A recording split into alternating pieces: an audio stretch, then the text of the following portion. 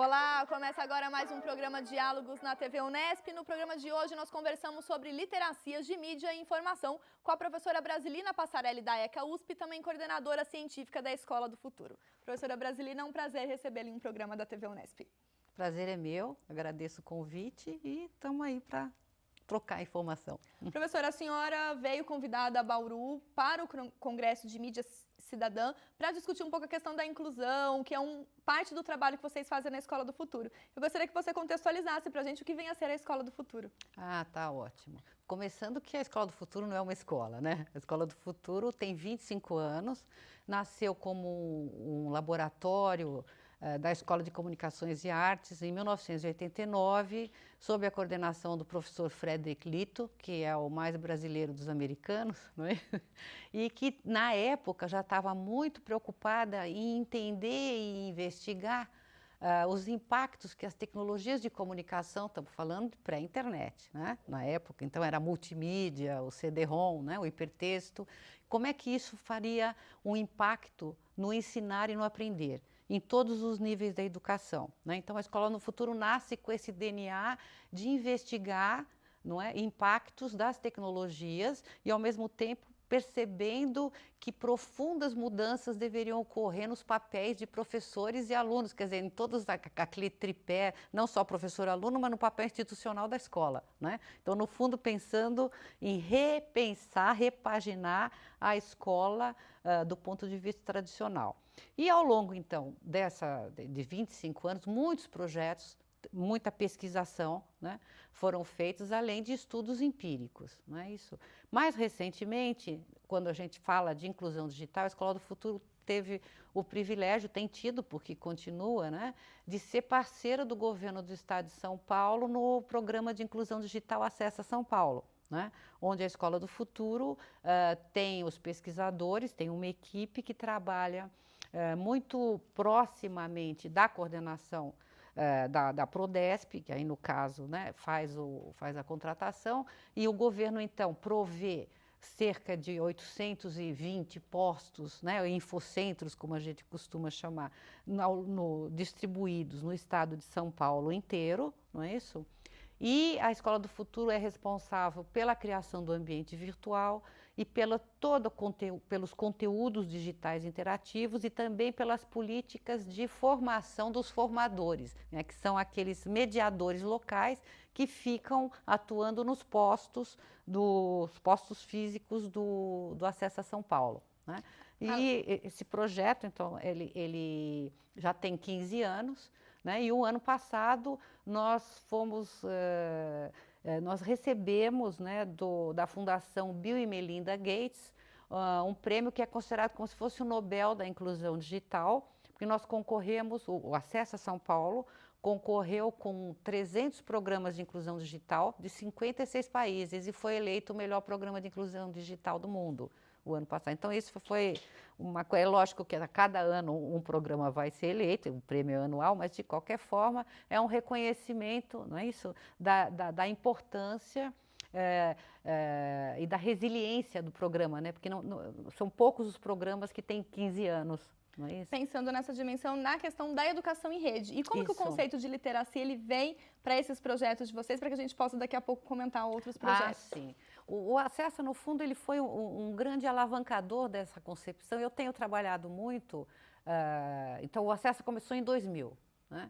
Chegou em 2006, eu comecei a me dar conta de que o mais importante agora, depois de 6 anos, não era só políticas para fazer aquela primeira inclusão digital. E para fazer a inclusão, você vai começar a ensinar as ferramentas mínimas de navegação na web, não é isso? Quer dizer, Por quê? Porque garante o acesso e permite que as pessoas se apropriem dessa ferramenta. Isso, exatamente. Então, os primeiros 5, 6 anos do programa, não só do Acessa, mas eu acho que da maioria dos programas, né, de inclusão digital mundiais, eles tinham, e corretamente, né, essa preocupação nuclear, digamos assim, de prover o acesso. Né? E não estavam muito preocupados em, depois de ter o acesso, o que as pessoas ou esses atores em rede, como eu gosto de chamar, estavam fazendo com esse acesso. Né? Por quê? Porque você tinha que trazer uma massa muito grande de uma população, inclusive no caso do acesso, uma população de baixa renda, né? Porque é para isso que ele existe, para democratizar o acesso à informação para uma população de baixa renda. Esse é o objetivo maior. A partir, depois do 6º, 7º ano do programa, nós começamos a nos dar conta, e eu principalmente fiquei com essa preocupação, inclusive em termos de pesquisa, de que nós teríamos que começar a olhar mais atentamente para ver que tipo de competências, e aí a gente chega, que eu não gosto da palavra competência, né?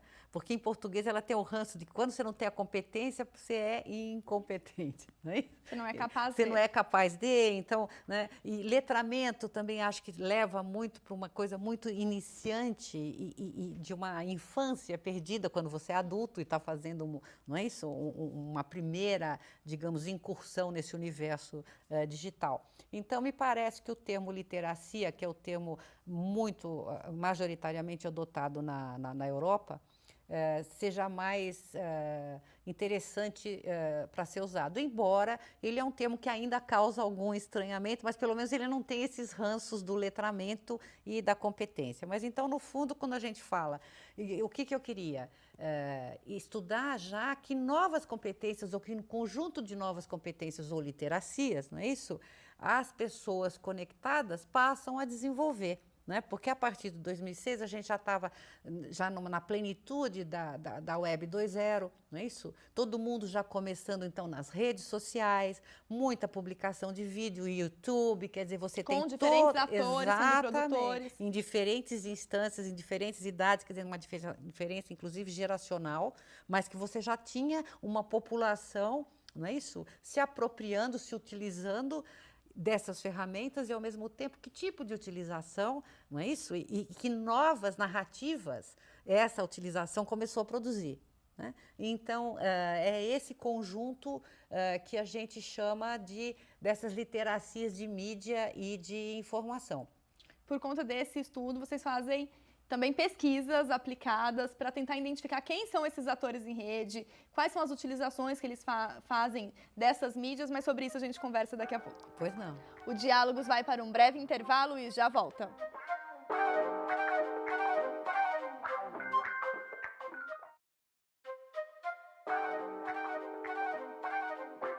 Estamos de volta com Diálogos e aqui no estúdio nós recebemos a professora da ECA USP, também coordenadora científica da Escola do Futuro, Brasilina Passarelli. Professora, comentávamos a importância de se discutir a questão das literacias e pontuamos que é uma questão geracional. Quando falamos desse uso dessas novas literacias, eu gostaria que a senhora explicasse um pouquinho para a gente o que as gerações têm a ver com esse debate. Certo. Bom, aí a gente tem uma série de conceitos, né? Mas, por exemplo, existe já uma terminologia muito aceita, né, de nativos digitais e imigrantes digitais, digamos assim, né? Então, qual que é a ideia? Que as crianças e jovens, de alguma forma, eles são nativos porque eles nascem alfabetizados pela mídia, né? Então, com os tablets e com os smartphones hoje em dia, qualquer criança de 2 anos já está navegando de alguma forma, minimamente, né? E isso traz uma série de impactos, não é isso? Interessantes de serem estudados, para o bem e para o mal, né? Nem todos os impactos necessariamente são bons, não é? A mesma coisa acontece com as populações que são chamadas, digamos, de imigrantes, né? Que são aquelas pessoas não tão jovens, né? Ou em idade mais avançada e que também estão fazendo a sua inclusão digital, não é isso? E a relação que eles vão ter com a tecnologia também pode ser bastante interessante de ser estudada. Então, no caso dos mais idosos, nós temos vários estudos que nós fizemos no contexto do Acessa São Paulo. Né?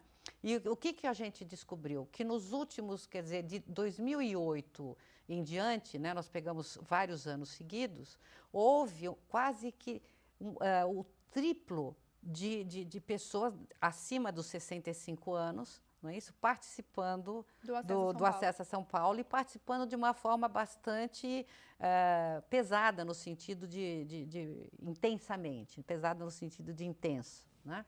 Isso nos surpreendeu, então nós começamos a ver que tipo de apropriação eles tinham dentro do que o acesso oferece. Então, o que nós descobrimos? Que eles estavam postando vídeos, né, no YouTube pesadamente, não é? Que eles estavam, todos tinham um Facebook, ou estavam em redes sociais outras, mas majoritariamente no Facebook, né, que se comunicavam muito com netos, parentes, filhos, amigos, não só através do Facebook, mas também através de Messenger e outros tipos de mensagens e até e-mail. Interagindo né, em rede mesmo. Exatamente, né?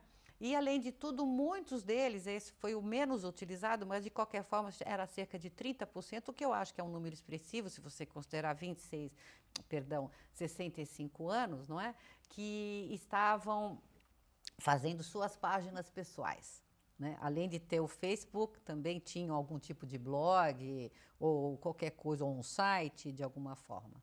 Então, isso foi bastante surpreendente, porque em anos anteriores existia uma participação bem menor e ela estava muito ligada ao uso só do que a gente chama de cidadania digital, né? Quer dizer, marcar consultas, usar a web para funções muito mais básicas do dia a dia, de serviços, né? de e-government, né? do governo eletrônico, digamos assim, e muito ligados também à saúde, imposto de renda, né? E tirar documentos, quer dizer, tudo aquilo que você pode fazer, que já é muito bom, mas não tinha uma participação tão interativa em termos de produção deles. Não é? Eles estavam, no fundo, se utilizando de formulários e tal. Né? Já a partir de 2008, a gente percebe uma apropriação diferenciada disso que a gente chama de MIL, né? Que tem a ver com as literacias de mídia e de informação. Por um interesse próprio. Por um interesse próprio, lógico, isso é muito pessoal. Eles chegam nos postos e, de alguma forma, vão trocando informação com os monitores e com os colegas e vão passando a desenvolver essas habilidades. Né? Que aparentemente seria mais natural para esses nativos digitais. Para os nativos do que para os imigrantes. Né? Então, aí foi um estudo que a gente fez, literalmente, com essa geração de idosos, digamos assim, dentro do Acesso a São Paulo. Por outro lado, como a gente falamos em gerações, não é isso, né? Nós também temos nos dedicado a estudar as apropriações, quer dizer, as literacias dos mais jovens. Então, nós fizemos, em parceria com a Fundação Telefônica, com o financiamento da Fundação Telefônica Vivo, né? Em 2012, né? O primeiro estudo nacional, né? Com crianças e jovens para saber como é que eles se comportavam diante das 4 telas, porque na época 2012 foi lançada, a pesquisa foi feita em 2010, 2011, né? A coleta foi do IBOP, né? E a Escola do Futuro fez a análise e a interpretação dos dados coletados pelo IBOP. E isso aconteceu em 4 frentes. Como é que crianças e jovens se relacionavam com a TV, com os games, com o computador e com o celular. Né? E aí foi muito interessante, porque tinha resultados muito esperados, né? E outros bastante surpreendentes, digamos assim. Né? Dentro do esperado, né? Que as meninas usam o celular para falar e os meninos usam o celular para jogar. Né? As mulheres falam mais tradicionalmente, então isso já é. Inclusive falam mais precocemente que os meninos dizem. Né? Então, isso já era esperado, digamos assim. O que não era esperado? O volume crescente de meninas jogando, só que as meninas gostam mais de jogos de relacionamento, ao passo que os meninos gostam mais de jogos de ação. Né? Então, isso ficou bem marcado. Né? Outra coisa, que eles falam, e quando falam ao celular, os meninos falam muito com a primeira pessoa, mãe, segundo pai, depois amigos, né? E as meninas também, essa ordem ficou bastante, embora o uso intenso que elas fazem da fala no celular é bem mais significativo do que o dos meninos. Né? No que diz respeito à televisão, foi muito surpreendente descobrir que os mais jovens assistem muito menos televisão do que os mais idosos. Também eu acho que estava meio dentro da expectativa. Né? Com relação nós falamos de televisão, falamos do celular, o né? computador. O computador, veja, o jogo, ele acontece tanto em console como também no celular. Então, essa pesquisa já em 2012 mostrava, né, o celular como o grande, como se diz, o grande instrumento, entre aspas, da convergência de mídias. Quer dizer, no fundo, eles assistem TV no celular. né? Eles jogam Fazem no pesquisa, celular, que seria eles do fazem computador, pesquisa no celular. Então, no fundo, o que o estudo mostrou? Embora a gente tenha pesquisado como eu disse, as as quatro outras telas, né? As 4 telas, a grande tela da convergência para jovens e crianças é o celular. E recentemente Né? fizeram uma pesquisa Juventude Isso. Conectada. Em 2014, nós fizemos uma nova pesquisa ainda com financiamento da Fundação Telefônica Vivo, mas aí focando só nos jovens, não mais nas crianças, né? E porque também majoritariamente o uso dos jovens ainda é maior do que o das crianças, né? E também foi muito, mas aí os nossos focos já não eram mais as 4 telas, mas sim 4 vieses de comportamento. Então, um comportamento geral, o outro com relação à educação, ativismo e empreendedorismo, né? Porque cada vez mais a gente percebe que às vezes você tem jovens, muito jovens, empreendendo. Então, isso tem a ver com a relação dele com o universo digital, né? E através do celular, que é esse grande catalisador do acesso ao digital. Então, esse foi o mote principal dessa pesquisa que nós lançamos em setembro de 2014, que foi o Juventude Conectada, né? E também aí o que a gente descobriu? Uma coisa fantástica, que o celular é o grande democratizador de acesso à internet no país. Por quê? Porque você ainda tem, regionalmente, se você comparar Sudeste com Norte e Nordeste, o número de computadores em casa no Sudeste ainda é expressivamente maior. Ao passo que, se você considerar o número de posse de celular, já essa diferença quase que se esvai. Então, o celular aparece realmente como aquele catalisador, né, que está diminuindo esse fosso, digamos assim, de posse do digital que antes existia com relação ao computador, porque ele tem um valor, dependendo, maior, não é? E o celular está conseguindo, então, diminuir isso. E outra coisa importante é descobrir que, majoritariamente, os acessos da região Norte e Nordeste são de pré-pagos. E mesmo assim, eles estão navegando, quer dizer, é lógico que você ainda tem diferenças regionais importantes no que diz respeito à infraestrutura, mas elas vão ficando cada vez mais suavizadas, né, em função do acesso e do uso expressivo que eles têm feito deles, né? A senhora comenta essa questão da interação, da participação, Isso. de um certo ativismo que essa nova geração e também a geração dos mais antigos também tem demonstrado que tem a ver com a questão da literacia, mas a gente comenta sobre isso daqui a pouco. Tá bom. O Diálogos faz mais uma pausa e já volta.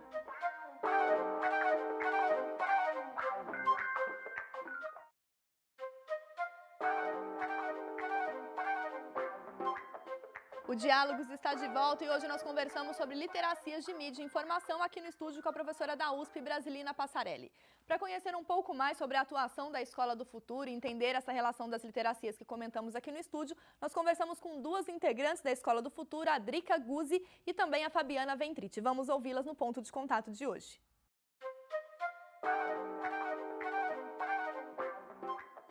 Então, quando eu comecei a me aproximar do projeto da Escola do Futuro, eu identifiquei que existiam 2 campos de atuação, que são 2 braços de atuação no núcleo.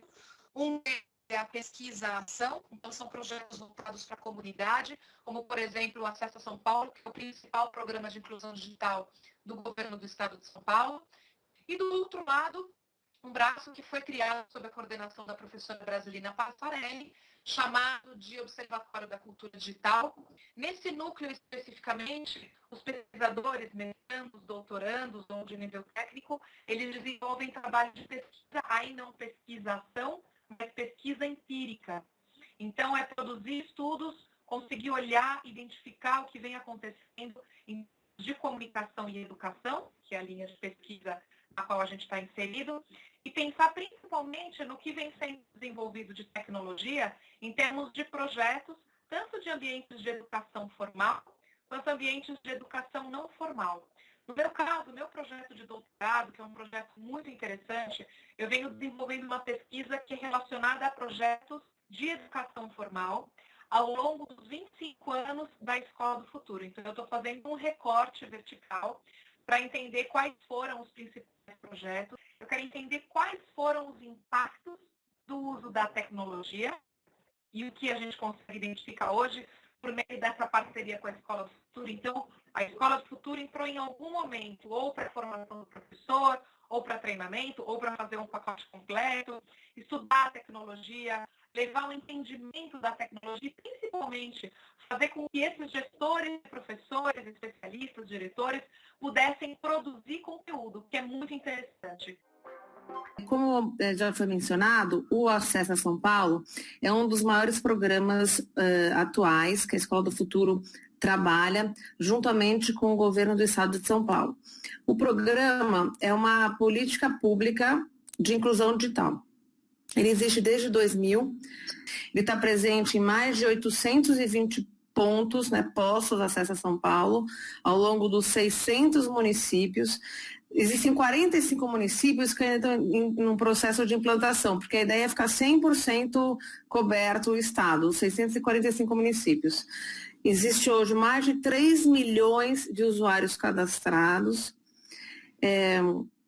Isso é um número bastante alto, se a gente for ver que existem outros caminhos para o uso de internet. E mais de 17 milhões de atendimentos, ou seja, é um programa que tem uma escala muito alta e ele oferece uma diversidade de opções para esse usuário. Então, ele tem desde o acesso propriamente dito, à internet de maneira gratuita, até o acesso também e o uso de conteúdos, a possibilidade de participar de uma rede de empreendedorismo social chamada Rede de Projetos, que o programa dá todo o suporte para esse usuário. É oferecido também uma série de cursos à distância gratuitos, chamados mini cursos, que você pode aprender desde como desenvolver um planejamento familiar, um planejamento doméstico, até como cuidar de carros, falar inglês, enfim, são cursos rápidos de aplicação bastante prática, e para dar para sensibilizar, na verdade, essa pessoa ao conteúdo, ao aprendizado e assim, ampliar a vontade dela de aprender, principalmente utilizando a internet, e os novos dispositivos, que a gente sabe que esse é um dos pontos da Escola do Futuro, que é a crença na educação à distância, Professora, pensando no trabalho da Escola do Futuro, a questão do ativismo dessa geração em rede, desses atores em rede, tem sido algo muito marcado diante dos projetos de vocês. Inclusive, só retomando um pouquinho para finalizar, o que eu estava falando sobre juventude conectada, no que diz respeito à questão do ativismo, o que a gente descobriu é que esse jovem, ele está cada vez mais conectado, Eu costumo usar um conceito de que a conectividade deles é contínua, porque vários deles, grande maioria, cerca de 50% a 60%, disseram que não desligam o celular nunca, que dorme com o celular do lado, que inclusive 35% diz que não desliga nem na sala de aula, o que ainda, em função de que ainda os professores hoje que pedem que o celular, nem todo mundo está ainda, infelizmente, usando o celular pesadamente no ambiente da sala de aula do dia a dia, Então, você nota que eles têm uma conectividade contínua, como eu costumo dizer, Eu até brinco usando um termo que um pesquisador do Oxford Internet Institute, o Luciano Floridi, usa, que ele diz que não tem mais diferença entre online e offline, está todo mundo on life. Então, acho que essa ideia do on-life cai bem aí nessa pesquisa nossa que a gente terminou agora e publicou em 2014. Então, estão sempre conectados. Se estão sempre conectados, eles estão recebendo informações, sendo bombardeados, o tempo todo, e ao mesmo tempo produzindo também, E isso os estimula, a essa nova economia, a ideia da nova economia, que é o empreendedorismo. Aí você junta ativismo com empreendedorismo, que eles têm uma interface muito poderosa nessa ideia da nova economia, que não é nova, mas de qualquer forma é a economia que está, digamos assim, baseada em plataformas digitais. E as plataformas digitais, elas têm novas, digamos, lógicas de financiamento. Agora, dentro desse grande tema da literacia literacia, mídia e informação, qual o futuro da escola do futuro? Espero que seja bastante interessante. Agora é muito desafiador. Eu acho que nós todos, o contemporâneo conectado continuamente, né, como eu costumo dizer, ele é muito desafiador, porque a gente ainda vive com valores, como eu costumo dizer, da modernidade do século XX, né? E os novos valores e as novas lógicas e as novas narrativas, as narrativas transmídia do século XXI. Então, estamos todos, em todos os ramos da atividade humana, muito impactados. No que diz respeito às literacias, eu acho que a gente deve continuar, e o mais difícil é buscar em tempos, né, de crise. Eu espero que essa crise passe logo, porque a gente sente muitos efeitos, porque a gente sempre busca financiamentos, tanto públicos em agências de fomento, que também estão diminuindo, não é isso? Como privados, que também estão diminuindo. Então, quer dizer, financiamento para novas pesquisas, parceiros que queiram, porque o que nos interessa não é só, por exemplo, eu estou muito interessada em trazer para o Brasil e fazer experimentos com o ensino, a introdução do ensino de programação no ensino básico, na educação de 1ª a 4ª série. Né? Vários países no mundo já estão nessa dianteira. A questão não é, eu também vou ensinar programação. Não é só como ensinar programação, como é que você vai fazer a avaliação disso depois? Como é que você insere no currículo de uma forma sinérgica? E como é que, para fazer isso tudo, como é que você prepara esse professor, que é o dono desse aluno da 1ª à 4ª, não é isso? Então, a Escola do Futuro sempre pensa de uma maneira integrada, né? Quando eu quero fazer alguma coisa para o aluno não existe sozinho sem o professor e sem a escola. É o tripé, instituição, professor e aluno é que podem fazer essa mudança. Então, quando você me fala desse futuro, eu espero poder ter novos parceiros para que a gente possa estar trabalhando, né, trazendo esse futuro de redesenhar o ambiente escolar e as novas literacias, não é isso? A partir da introdução de um elemento novo, mas ao mesmo tempo da readequação de todo o resto, né? Porque não basta só dizer, eu vou ensinar 6++, e eu resolvi o problema. A gente acha que não é por aí. Desejo sorte, então, professora, a você e a toda a equipe da Escola do Futuro, para que consigamos esses parceiros para investir cada vez mais em pesquisa, fomentando aí todos esses atores em rede cada vez mais. Muito obrigada por sua participação. Eu que agradeço. Um abraço. Muito obrigada. O Diálogos de hoje fica por aqui. Se você quiser rever este programa e entender um pouco mais o conceito e a aplicabilidade das novas literacias de mídia e informação, acesse o nosso site. Obrigada pela companhia e até a próxima.